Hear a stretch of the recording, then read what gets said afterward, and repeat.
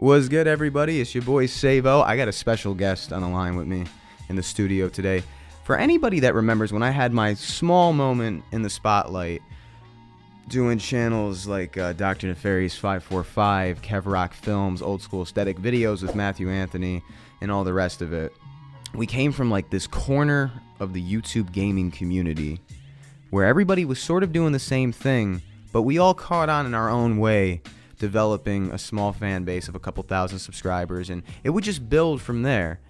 I got a guest on the line who really reminds me a lot of myself. I've oftentimes said I feel like I paved the way for this guy in this corner of the YouTube gaming community, and now he's far exceeded anything I did back in that day. I'm kind of like the has-been now, and he's kind of like the young dude that came in to take the has-been's place. We're a lot alike in the way that this guy caught on talking about a specific gaming character like I did, developed a fan base doing that, and then used his platform of thousands of subscribers and millions of views to talk about real issues, to do rap music, to do anything that he felt compelled to do creatively and speak out on any issue he felt necessary. And that's why I have so much respect for the guy, and that's why I wanted to talk to him today. I have Jerimiahisaiah, the YouTube sensation, on the line with me today.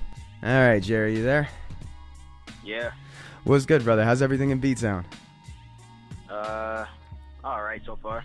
I rolled through there a couple months ago. I was thinking of hitting you up, but then I thought to myself, if I hung out with you in person, first of all, you'd probably just be like, what the fuck is Savo doing here? But second of all, we probably just have to stay in the house and play video games. I swear to Christ, it really is a tough neighborhood. Every time I'm in Baltimore, I run into some trouble. There's always a fight. There's always a reason we got to leave early. There's always some shit that pops off. I've never had a pleasant stay there. Well, I gotta look at people outside in this shitty neighborhood every day. So. You ever actually ran into any trouble out there? Nah, not too often. It's like once every blue moon, but not really. There hasn't been too many gunshots occurring, like too much, but it's frequent, I suppose. I've gotten adjusted to it. How many subscribers do you have now? I know you said you're coming up on 2 million overall views, and you're over 6,000 or 7,000 subscribers now. Over 6,000. And that's not something I felt like when I was coming up on that point to be underestimated, because no matter how many people watch you, whether it's a couple million or a couple thousand, in a small way you're still a public figure, no matter what the stats are exactly. So how's the experience been for you having this fame, no matter how big or small? On the internet you have thousands of people who watch you, over 1 million people who've seen your work all together. I mean, how's the experience been? Has it been rough? Because I know that I've run into some shit, trolls, people that hack you, but then also a lot of love and a lot of people that just really respect your opinion and what you have to say and give great thoughts to what you have to say. So has it been good, bad, a bit of a mix? Usually when people get big, their ego starts to build up, because nowadays individuals tend to get their ego up off of social media. I'm not that person. So like, for me, I was a very gullible person back in around 2011 and 2012, but the stuff that I've uploaded gained a lot of attention. But the main core happened when PlayStation All-Stars became a thing, and Crash was rumored to be in PlayStation All-Stars, etc., blah, blah. And ever since then, ever since I started talking heavily on that franchise in particular, my channel has been growing and growing. But then there came a point in time around 2014 or late 2013 or mid 2013, I can't really remember, but 3 years ago or 2 years ago, I started to kind of hatch out of the other half of the egg and started to discuss about things that I've experienced and things that I've seen and things that I think when I see people or specifically teenagers in this generation of society, where I just, I start ranting, and then I start just breaking stuff down as to like what goes on a lot nowadays compared to what happened back then in the 90s or whatever. It's been a crazy ride, really. And it sounds silly because I'm only at 6,000. That's not really too much compared to bigger YouTubers, but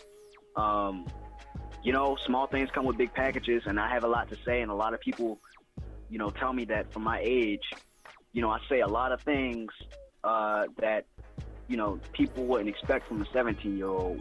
They wouldn't expect that type of mentality and all that great stuff. So, yeah. Yeah, exactly.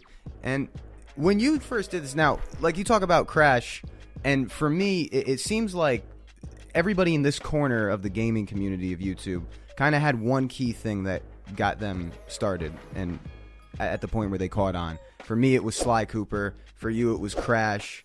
And it varies person to person, channel to channel. But did you set out to be the Crash guy, or did it happen to be the fact that you talked about Crash and all of a sudden people want you to talk about Crash more and more because they appreciated your insight on it, and before you knew it, you're doing it all the time?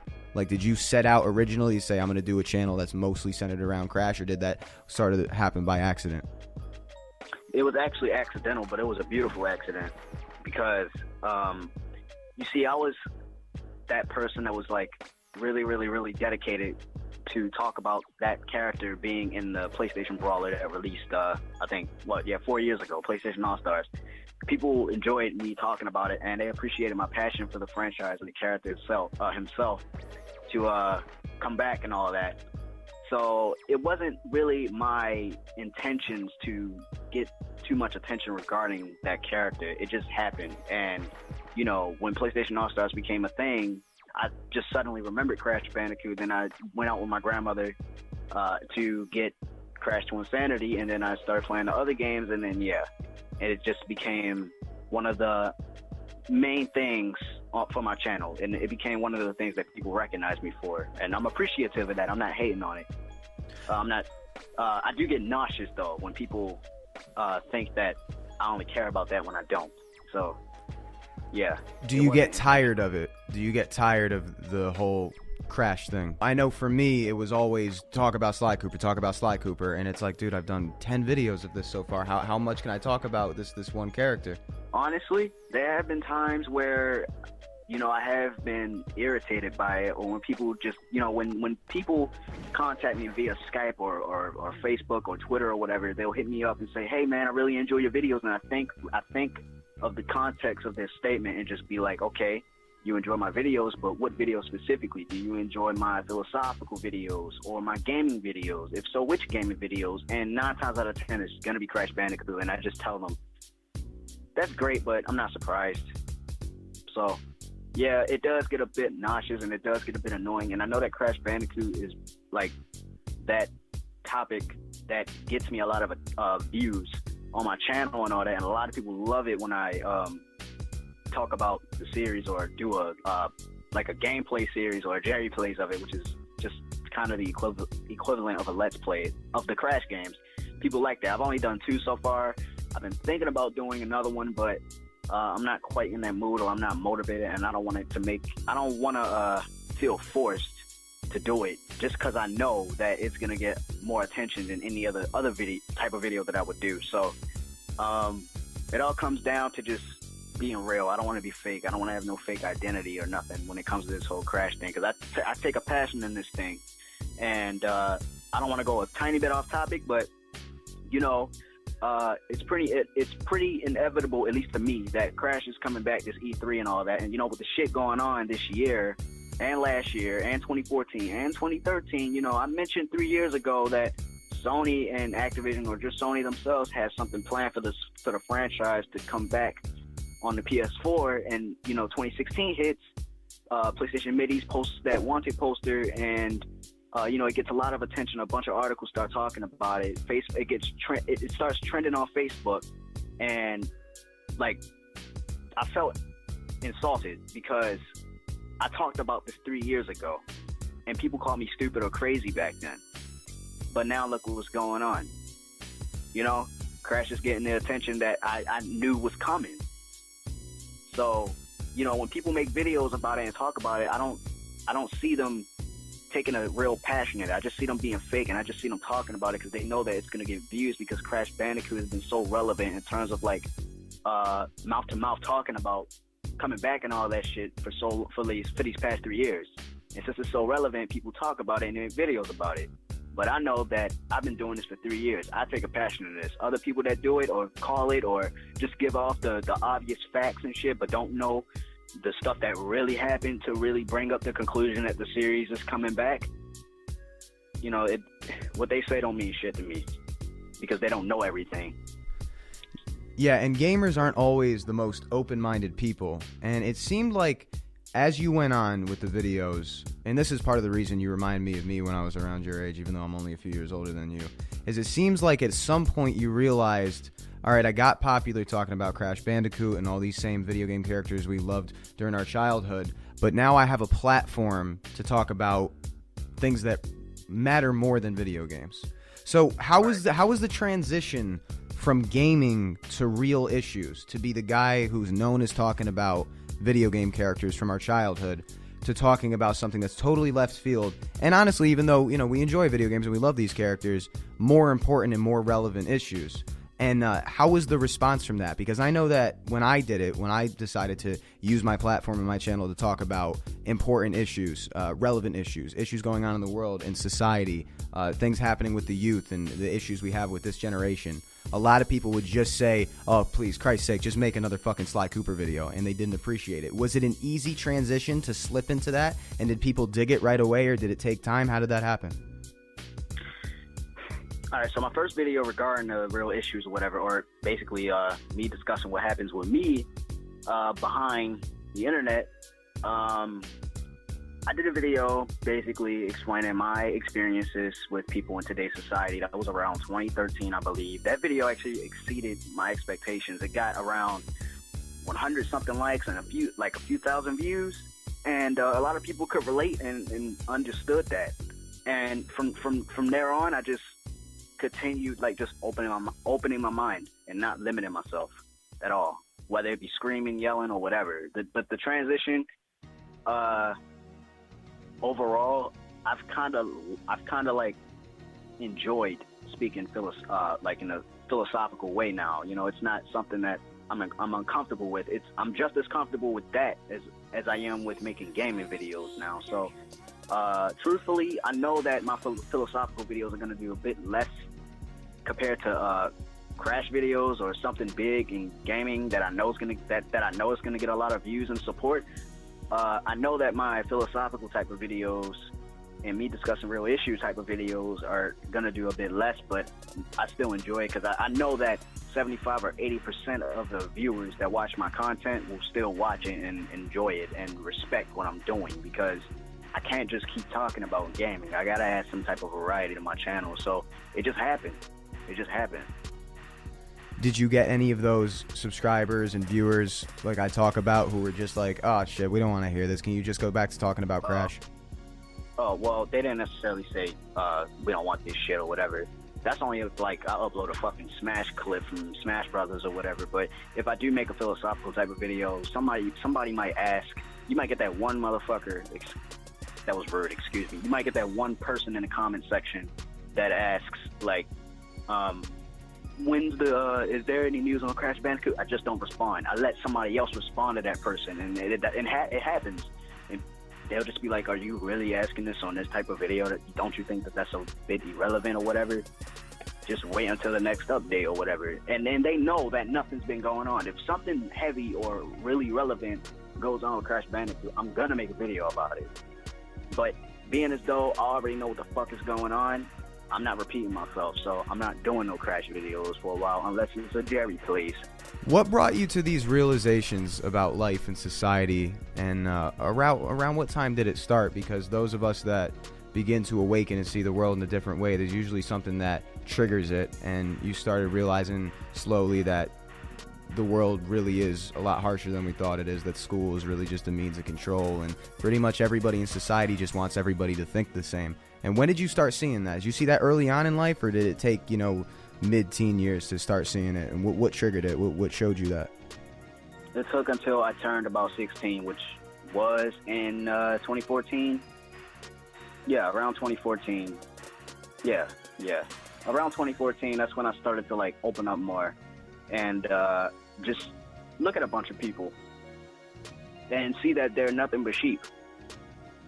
I mean, really, if you think about it, from my perspective, I would be in school and I would see a bunch of people just on their phones. Yeah, I'll get on my phone, but that's only if I want to change music or whatever. Usually when people are on their phones, they're walking in the hallway. It's like walking in the street while looking at your phone, pretty much.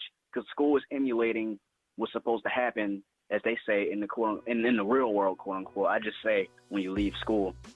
But whenever I see people on their phones in the hallway, they're not aware of their surroundings. They might bump into somebody.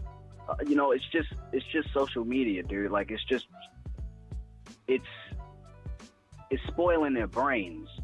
You know, it's distracting them from what really matters. You know, like, if you're gonna use social media, make sure it benefits you. Make sure that, you know, it's strictly for business, or make sure it's gonna be quick.